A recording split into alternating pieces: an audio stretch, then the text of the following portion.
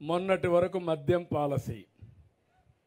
ఏమమ్మా ఎండేవాళ్ళు ఒకరిద్దరు దాగుంటారు. ఏం తమ్ముళ్ళు జ్ఞాపకం ఉందా మీకు?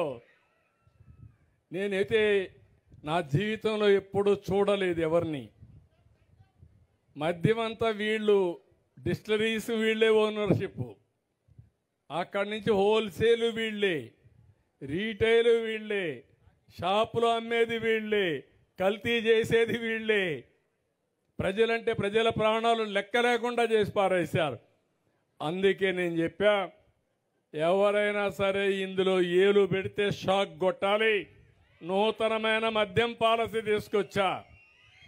అదే సమయంలో ఆ మద్యం పాలసీలో బీసీలకు రిజర్వేషన్లు పెట్టాలని, ఎవరైతే శెట్టి బలిజ, ఈడిగా, అదే మరిగా మిగిలిన గౌడ వీళ్ళందరి కోసం 10% షాపుల్లో రిజర్వేషన్లు పెట్టిన పార్టీ తెలుగుదేశం కూటమి ప్రభుత్వం అని చెప్పి కూడా నేను మీకు తెలియజేస్తున్నా.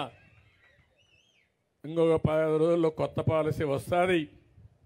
మీరు ముందు మారిగా తెలంగాణకు పోయే పని లేదు, కర్ణాటకకు పోయే పని లేదు.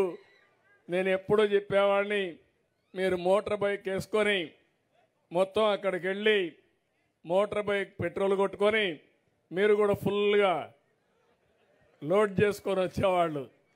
ఇప్పుడు ఆ కష్టాలు లేవు, అవి కూడా తొలగిపోయినాయి.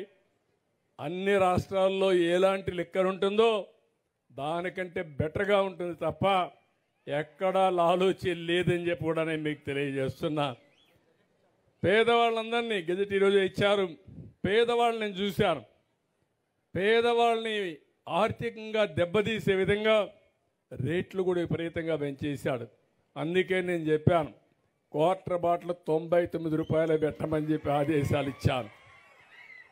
కనీసం తాగే అలవాటు ఉంది, కానీ డబ్బులంతా దానికి తగలేస్తే కడాన పిల్లల్ని చదివించాలన్నా ఇంట్లో ఖర్చులు కూడా డబ్బులు ఇచ్చే పరిస్థితుల్లో లేరు.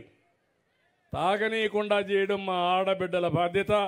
మీకు చాలాసార్లు నేర్పించా. ఇక్కడంతా డాక్రా సంఘాలు ఉన్నారు. నేను డాక్రా సంఘాలు మీటింగులు పెట్టి చెప్పేవాడిని, భర్తని తాగనీయకుండా ఏం చేయాలో చేసే తాళం చెల్లెమ్మలో మీ దగ్గర ఉందని చెప్పేవాడిని. కానీ ఇప్పుడు కూడా మీరు తాగనీయకుండా చేయగలిగితే చాలా సంతోషం.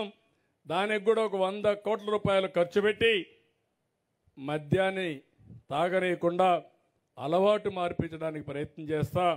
అది కూడా ముందుకు పోదామని చెప్పి కూడా నేను మీకు తెలియజేస్తున్నా.